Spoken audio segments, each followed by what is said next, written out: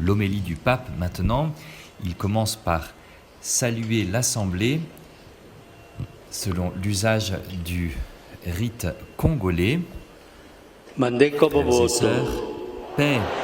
L'Assemblée répond fraternité. Mondeko. Fraternité et l'Assemblée Gioia. répond La joie. gioia di vedervi. La joie de vous voir, de vous rencontrer est tellement grande. J'ai beaucoup désiré ce moment qui s'est fait attendre depuis 1 an presque. Merci d'être là. L'Évangile vient de nous dire que la joie des disciples était grande aussi au soir de Pâques et que cette joie était venue de voir le Seigneur. Dans ce climat de joie et d'émerveillement, le ressuscité parle aux siens. Et que leur dit-il? Il leur dit 3 mots. Paix à vous. C'est une salutation, mais c'est plus qu'une salutation, c'est une mission. Car la paix, cette paix annoncée par les anges dans la nuit de Bethléem, cette paix que Jésus a promis de laisser aux siens, désormais, pour la première fois, est confiée solennellement aux disciples. La paix de Jésus qui nous est remise à nous aussi à chaque messe est une paix pascale. Elle vient avec la résurrection car avant, le Seigneur devait défaire nos ennemis, le péché et la mort, et réconcilier le monde au Père. Il devait éprouver notre solitude et notre abandon, nos enfers, embrasser et combler les distances qui nous séparaient de la vie et de l'espérance.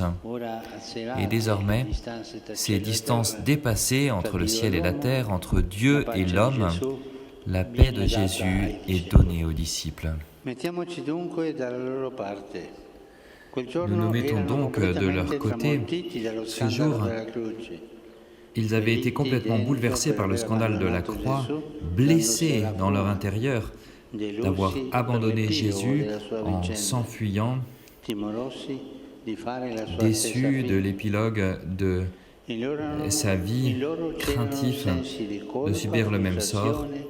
En eux, il y avait le sens de faute, la frustration, la tristesse, la peur. Eh bien, Jésus proclame la paix alors que dans le cœur des disciples, il n'y a que des cendres. Il annonce la vie alors qu'en eux, ils sentent la mort. En d'autres mots, la paix de Jésus arrive au moment dans lequel tout semblait fini, au moment le plus désespéré, où il n'y avait aucun geste, aucun signe de paix. Et voilà ce que fait le Seigneur. Il nous émerveille, il nous tend la main quand nous sommes au plus profond des abîmes. Il nous relève quand nous touchons le fond. Frères et sœurs, avec Jésus, le mal n'a jamais le dernier mot. Il est notre paix et sa paix a toujours la victoire.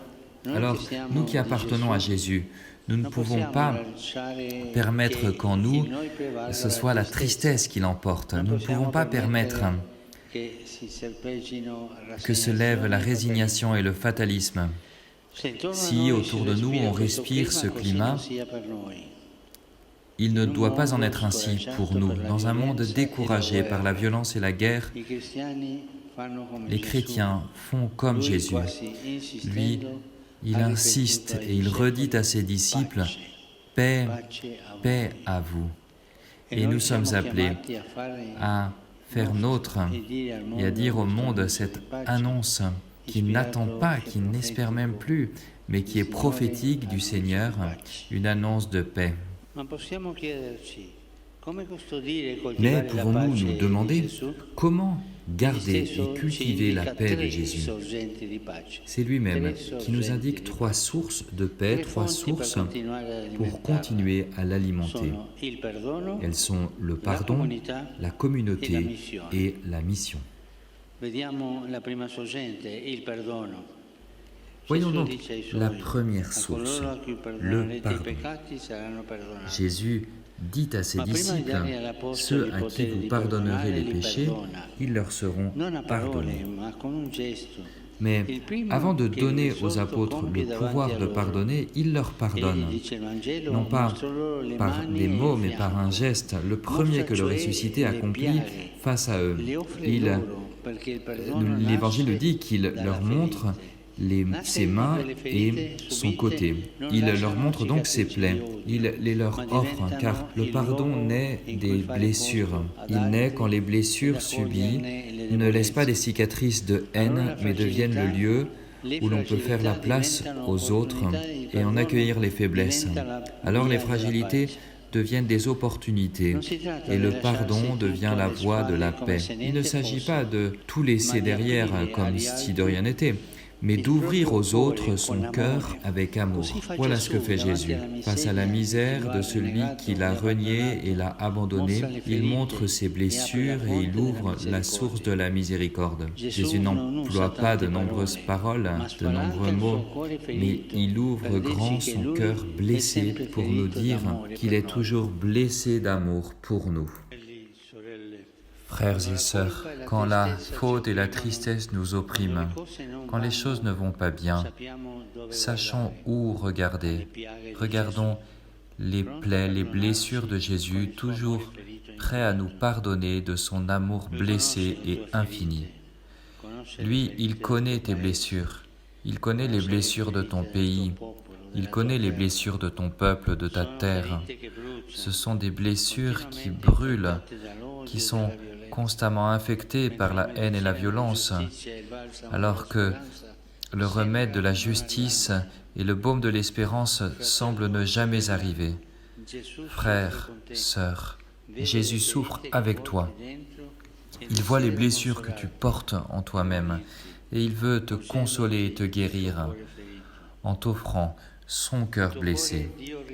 Dieu répète à ton cœur les mots qu'il a dit aujourd'hui par le biais du prophète Isaïe.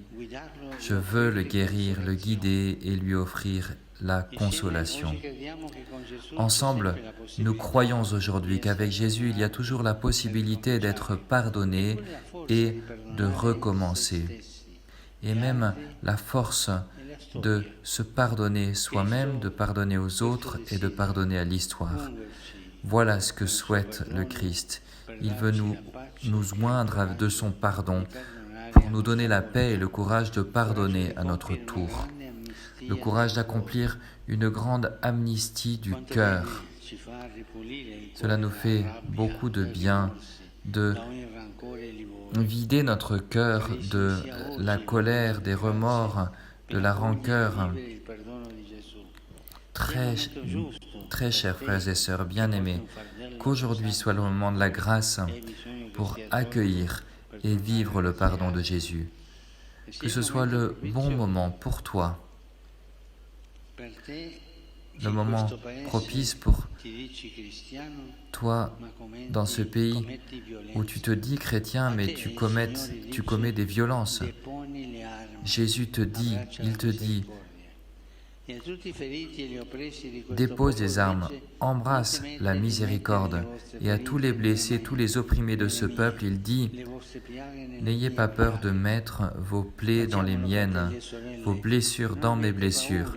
Faisons-le, frères et sœurs, n'ayons pas peur de sortir notre crucifix autour de notre cou et de nos poches, de le prendre entre nos mains et de le mettre près de notre cœur pour partager vos blessures avec celles de Jésus. Rentrez à la maison, prenez le crucifix que vous avez chez vous et embrassez-le. Donnons au Christ la possibilité de guérir le cœur. Remettons-lui tout le passé, toute peur, qu'il est beau d'ouvrir les portes du cœur et les portes de notre maison à sa paix. Et pourquoi n'écriveriez-vous pas dans vos chambres, sur vos vêtements, devant vos maisons, ces mots à lui, la paix soit avec vous. Montrez-le, que ces mots soient une prophétie pour le pays, la bénédiction du Seigneur sur ceux que vous rencontrez. La paix soit avec vous. Laissons-nous pardonner par Dieu et pardonnons-nous entre nous également. Guardiamo ora alla seconda sorgente della pace, Regardons maintenant la deuxième source de la paix, la communauté. Jésus ressuscité ne s'adresse pas à chacun des disciples singulièrement, mais il les rencontre ensemble. Il leur parle au pluriel et c'est à la première communauté qu'il remet, qu'il confie sa paix. Il n'y a pas de christianisme sans communauté, tout comme il n'y a pas de paix sans fraternité. Mais en tant que communauté, vers où faut-il marcher? Où faut-il aller pour trouver la paix? Regardons donc à nouveau les disciples. Avant Pâques, avant la Pâque, ils allaient derrière Jésus, mais ils raisonnaient encore de manière trop humaine. Ils espéraient un Messie conquérant qui aurait repoussé leurs ennemis, qui aurait accompli des prodiges et des miracles en augmentant leur prestige et leur succès. Mais ces aspirations mondaines les ont laissés les mains vides. Ils ont enlevé la paix de la communauté en générant au contraire des discussions et des oppositions. Et chez nous aussi, il y a ce risque d'être ensemble, mais d'avancer seul en recherchant dans la société, mais aussi dans l'Église, le pouvoir, la carrière, les ambitions. Mais ainsi, on suit son propre moi au lieu du vrai Dieu. Et on finit comme ses disciples, enfermés dans la maison, vides d'espérance et remplis de peur et de déception. Mais voilà, à Pâques, ils retrouvent le chemin de la paix grâce à Jésus, qui souffle sur eux et qui leur dit « Recevez l'Esprit Saint ». Grâce à l'Esprit Saint, ils ne regarderont plus ce qui les divise, mais ce qui les unit. Ils iront dans le monde, non plus pour eux-mêmes, mais pour les autres. Non plus pour avoir de la visibilité, mais pour donner de l'espérance. Non plus pour gagner des votes, mais pour donner leur vie avec joie pour le Seigneur et pour les autres. Frères et sœurs, notre danger, c'est de suivre l'esprit du monde au lieu de suivre celui du Christ. Et quel est le chemin pour ne pas tomber dans les pièges du pouvoir et de l'argent, pour ne pas céder aux divisions, au carriérisme qui peuvent corrompre la communauté, aux fausses illusions du plaisir et de la sorcellerie qui nous renferme en nous-mêmes. C'est le Seigneur qui nous le suggère encore à travers le prophète Isaïe en nous disant « Ils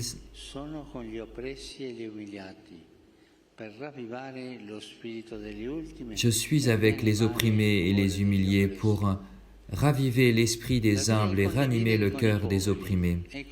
Le chemin est de partager avec les pauvres. Voilà le meilleur remède contre la tentation de nous diviser et de nous mondaniser.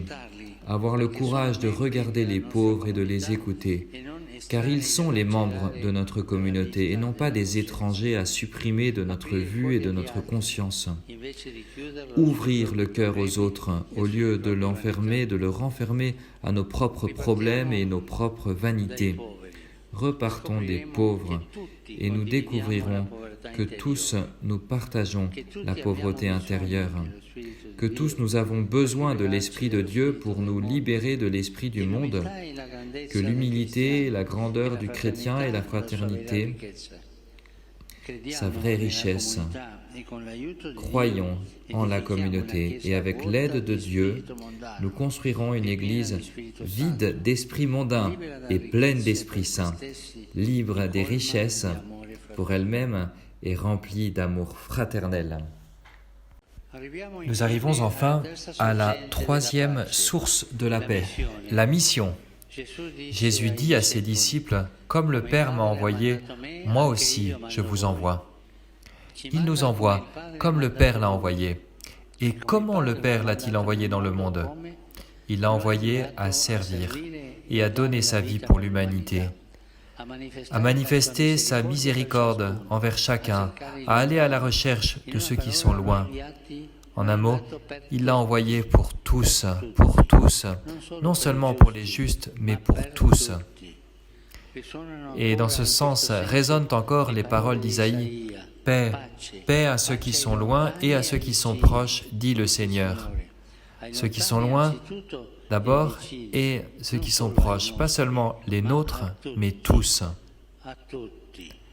frères, sœurs, nous sommes appelés à être des missionnaires de paix. Et cela nous donnera de la paix. C'est un choix.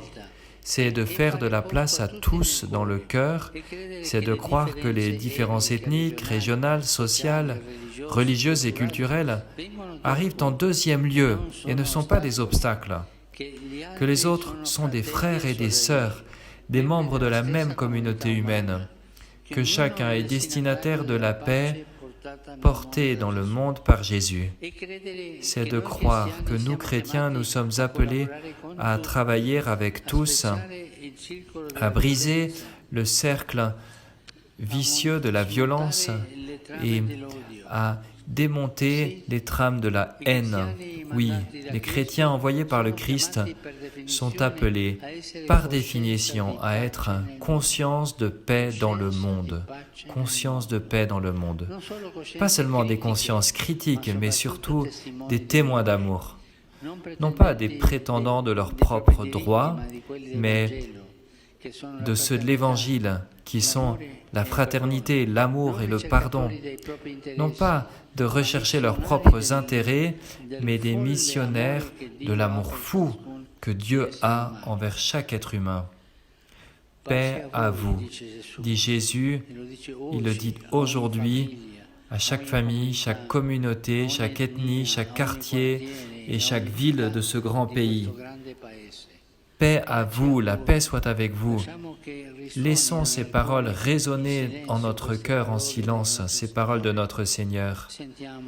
Écoutons-les comme adressées à nous et choisissons d'être des témoins de pardon, des protagonistes dans la communauté, un peuple en mission de paix dans le monde. Et le pape conclut par l'usage du rite congolais. Que celui qui a des oreilles pour entendre, et l'Assemblée répond, qu'il entende. Que celui qui a un cœur pour accueillir, qu'il accueille.